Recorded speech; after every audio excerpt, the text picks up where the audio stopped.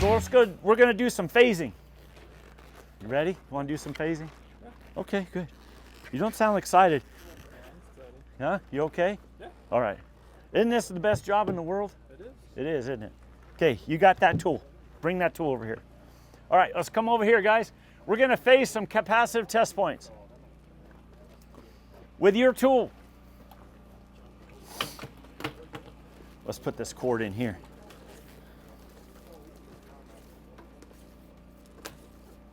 Okay. All right, so what we're gonna do is we are in Casa Grande today. Bradley and I are at this address in Casa Grande. Okay, here we go. So we're gonna go phase to ground first, Bradley. Phase to ground, go to that capacitive test point. You might have to turn it off, then go back to 2 kV. So what do you got? 176? Yep. All right, keep that number in mind because we're gonna go phase to ground on the other elbow.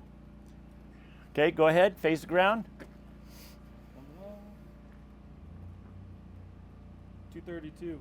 232. So what is that, about 50, 45 volts difference? Okay, so we're gonna phase. If I'm gonna go to another cabinet, the other side or whatever, and if I do, and those numbers are within about 45 volts of each other, do the math and subtract, that's where you get your 0. All right? Because this tool is picking up different readings because you know how electricity works. One is those elbows are in different locations compared to ground plane. All right, they're in different locations. Go ahead, sir. What's your system voltage? I'm sorry, I'm trying to figure out your unit of measurement of what you're using. Yeah, so that's 19.934.5, but we're coming off of these capacitive test points around 200 volts. All right, because it's about what, 10% of the nominal, the capacitive test point. So we're real close to that 10% of nominal. Yeah, absolutely. So, but we're getting different voltages. The elbows are exactly the same manufacturer, but the voltages are a little different because the semicon material in every elbow is a slightly different makeup, a different fingerprint of sorts. Okay? So we know there'll be a little bit of differences. So if I go to the other side, it's the same phase, we'll see the difference because that tool is so accurate. Okay? So I'm going to go to the other cabinet. Ready? Okay, you go to yours. Okay, and what you get? 45. 45 volts. Do the math, that's your 0. Close to it. Doesn't have to be exact, but close. If we were out of phase, we would see something way into the 300s. Okay, your multiplier, 1.73, 1.72, right? Okay? Okay, pretty good. All right, let's go to that secondary panel right there on the trailer, hanging on the trailer. Okay. Mr. Bradley. All right, you ready? Yeah. Okay, so you go to that middle lug and hold your tool on the lug. I'll do the hard work. Okay. Okay, you're starting to sweat a little bit, so I'm getting worried about you. Okay, ready? Yep. What you get? Phase to ground. 118. 118, so that's close to 120. Stay there. What you get? 0. 0. If this cord was on wet grass, which you don't see very often in Arizona, it would probably have about a 0.3 or so because there'd be a little bleed on that cord, right? Okay, stay there. What you get?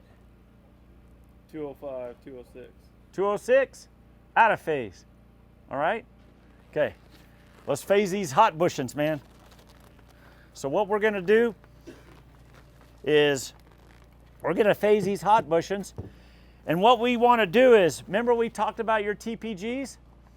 You don't wanna have coils in your TPGs? Well, on secondary, when we're phasing secondaries, there's not a lot going through this cord. It's okay, not that dangerous.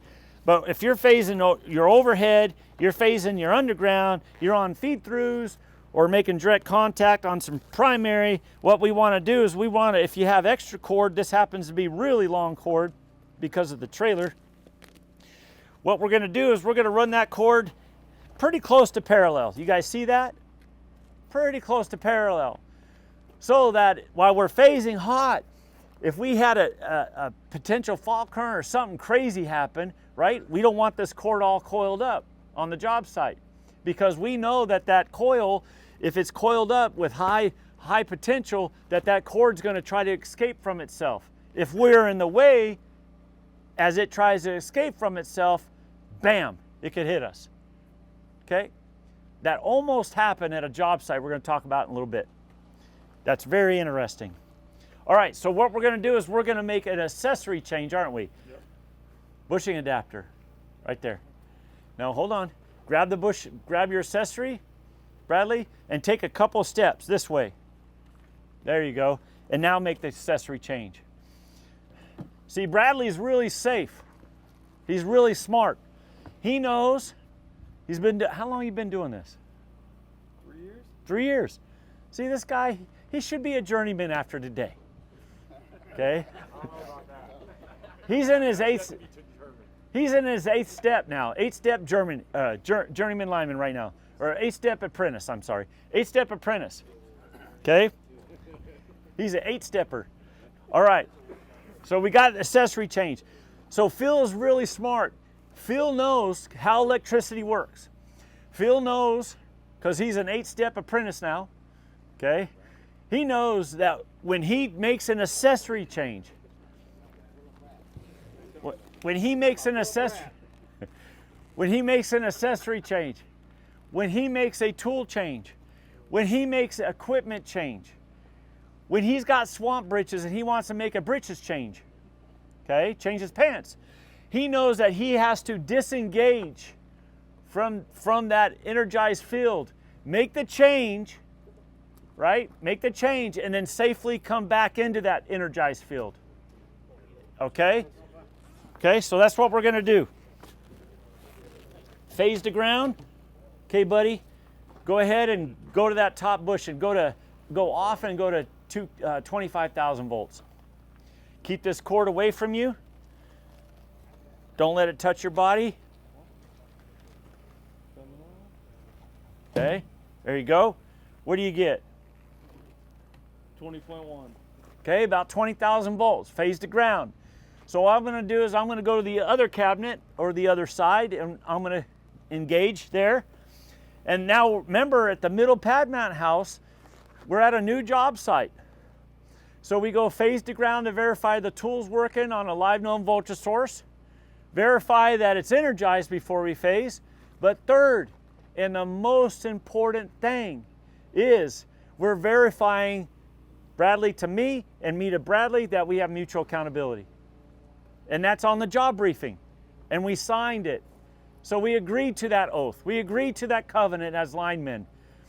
I don't like him, he don't like me. We don't let that get in the way of our work because we have a safety culture.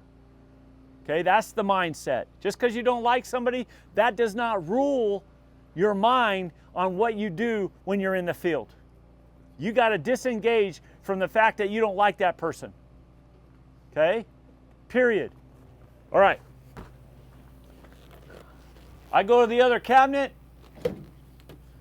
We make contact. What do you get? 0.3. 0.3. If we are on wet grass, if you worked in South Carolina, you'd see about a 0.6. Okay? There'd be more bleed on that cord. We have wet grass in South Carolina. It's green too, naturally. It's weird. Okay, the cord is on the ground, so that's a ground. If you're phasing, can this cord be on a transformer box?